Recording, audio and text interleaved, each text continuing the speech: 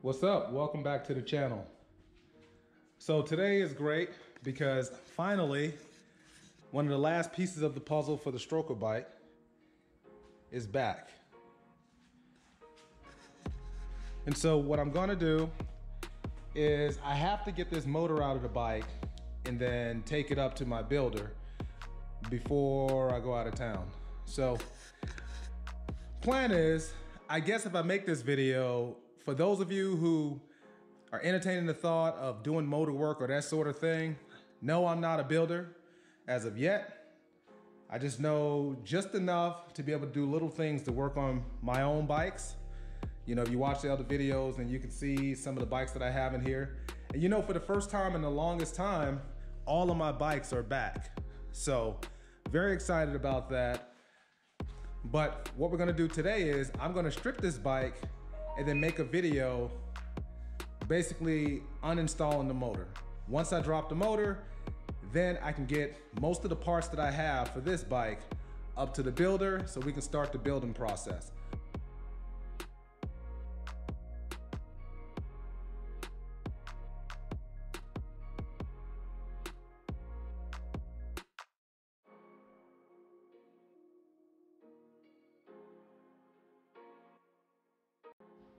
All right, I'm back. So hopefully you all can see it. So the first thing I would do, obviously, so the tank sides and the tank top cover is off right now. All you can see is the ECU. I've had this bike apart 2 or 3 times already. And it was primarily to plumb up the nitrous. You can see, well, so the airbox is already plumbed up for nitrous. So this is the 2011 that I converted from a 15 or to a 15 plus.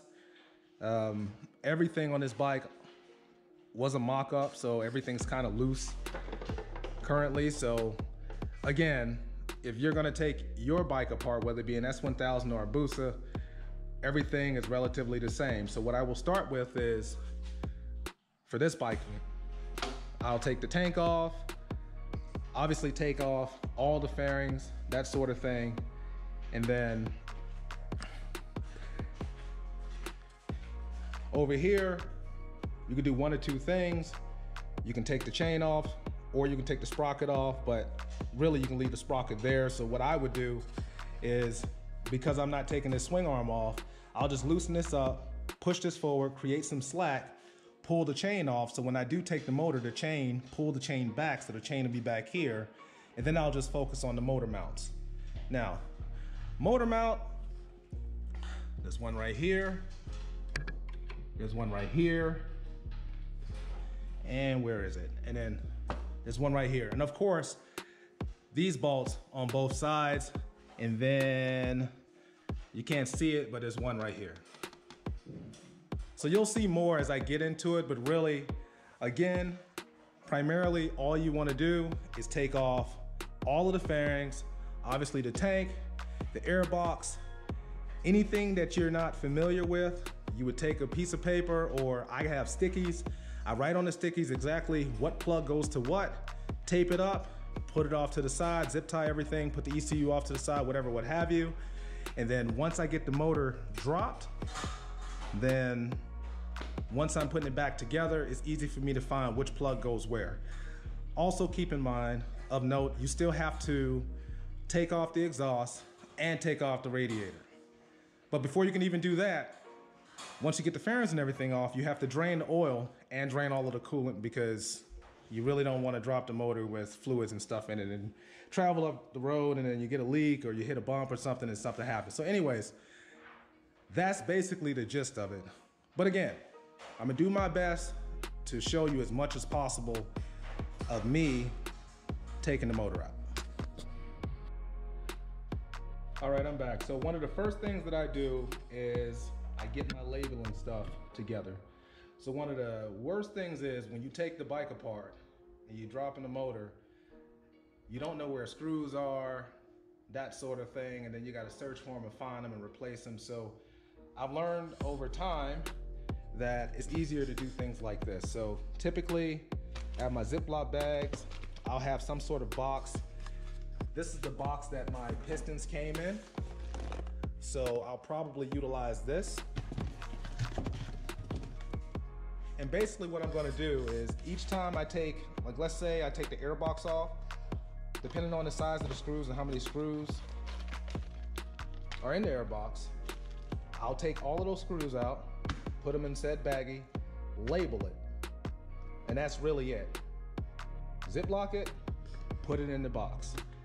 Now, if there's a part of some sort, then I have a whole separate bin and or box for that, so I can keep everything together. And that's essentially how I do all of the bikes, or whatever I work on. I also have some markers here.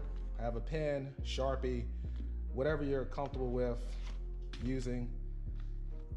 And then my stickies are for wires, plugs, that sort of thing. So really it's easy.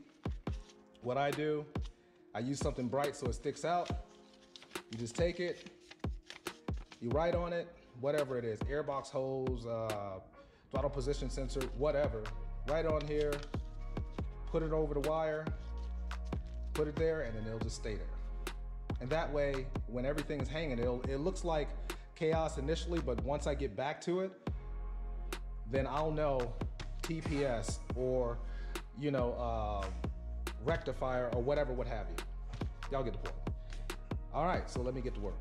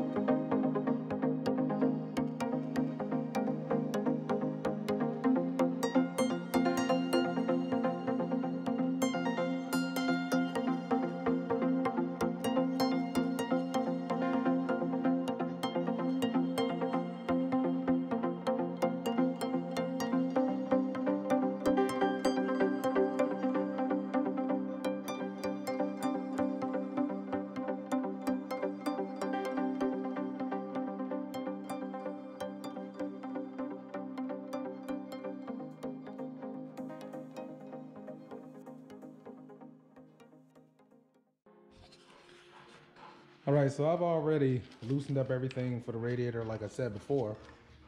Now I'm working on the air box. And so there's bolts here, bolts there. You have to take all the injector plugs out, and then the actual injectors themselves. Disconnect that. You have the servo motor here, which connects to the V-stacks inside of the air box. You can take that off as well, or just loosen this up, pull it up and unplug it. There's a plug right here that's a bitch to get to sometimes, but it's easy if it's already loose. You just pull this up, unplug it, and then you can keep it inside of the air box itself. So, and really, after you do that, it's just a matter of, if you're not familiar with all of this, labeling everything, and then start the process. Taking out the motor mounts. So, back to work I go.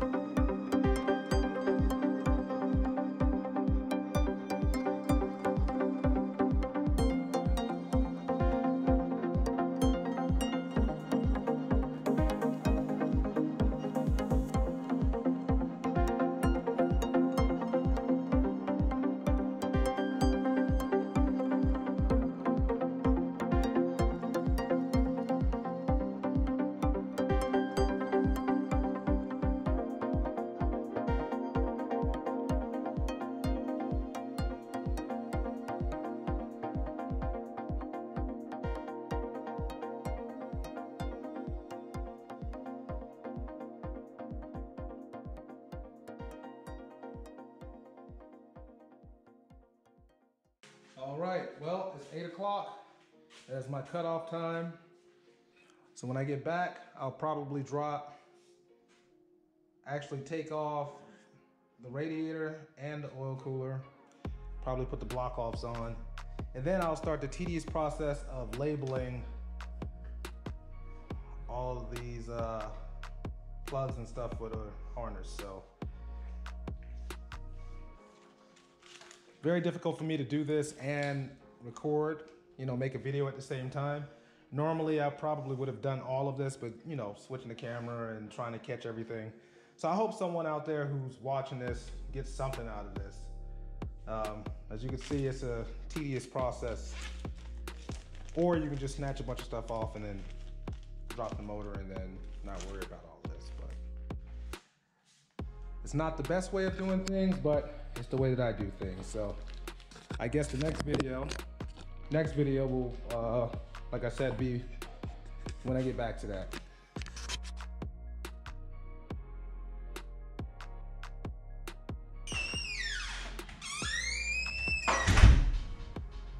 I thought I just got that, right? Why are you taking a fairing again? Huh? Is that the one that you're gonna turn it in? Got what? Oh. Oh, you thought it was pebbles. Oh.